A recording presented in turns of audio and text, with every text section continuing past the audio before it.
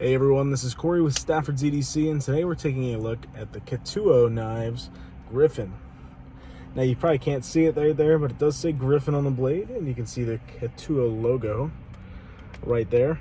Kind of reminds me of Artisan Cutlery's logo a little bit, but it's definitely different. It's it's a different company, obviously. You're looking at M390 on this guy, labeled right there on the tang, right in this spot. This is a button lock. This is a front flipper hole opener, so multiple deployment options on this guy.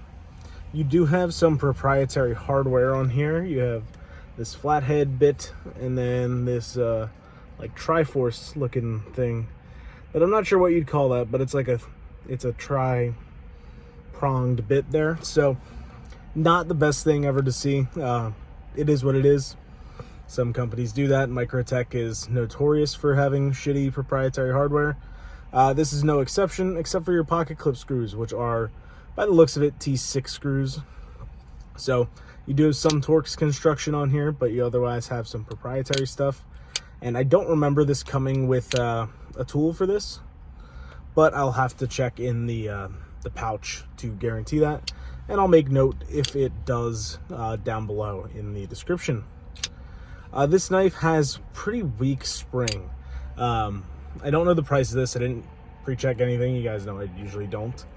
But the detent that the spring offers on a button lock like this is very weak. It's extremely easy to fail this.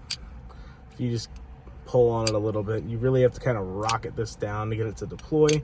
And I find the front flipping quite hard because this just wants to come out. So to slow roll it, you can do that.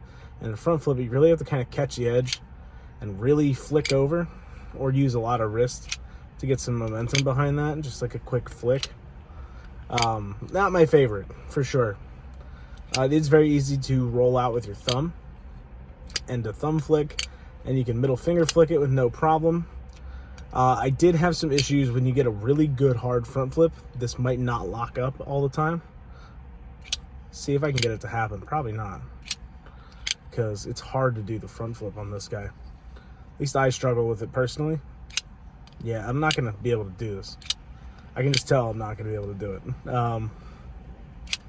Yeah, but I had a few times where you put a little wrist into it and it has a chance to bounce out to like right here before it locks up. So then you have to pull it back to lock. The action's good. On the close, it's nice and smooth with the button lock. The button's a little hard to depress. You can see kind of where it's at, and then it doesn't stick out a whole ton. But pushing on it's not enough. You really have to kind of squeeze it and get it in there. And personally, that's not my favorite. I like being able to just press. I found myself using my fingernail to press the button most of the time for this guy. You have some carbon fiber inlays on both sides. Interesting little feature. Pocket clips reversible, which is nice to see. And overall, the aesthetics are not my jam, but the ergos are really good on this.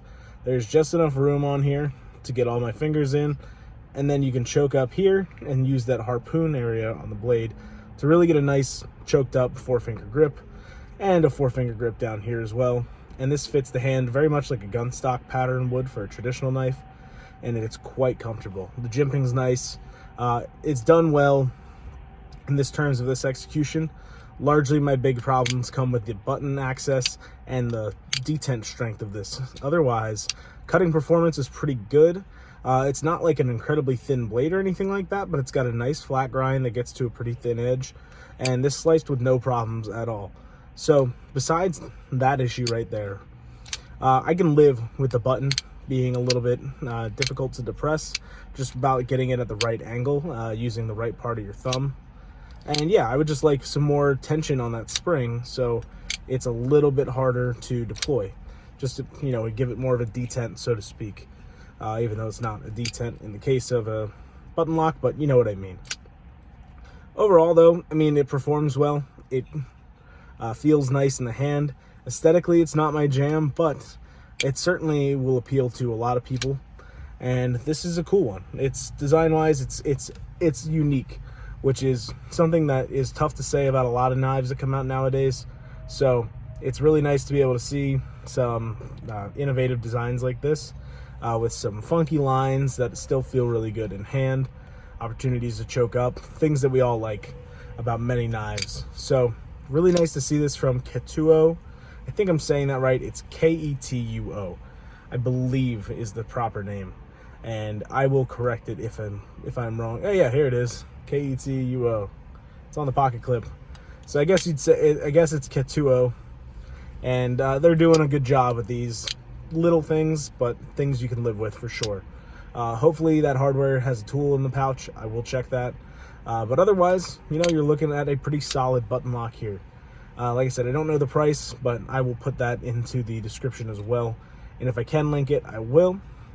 I'm not sure where these are available, but if you see a link down below, then you'll know that they are available at that link. So with that, thank you guys so much for watching. Hope you enjoyed hearing my thoughts here on the Griffin, and have a great rest of your day. Take care.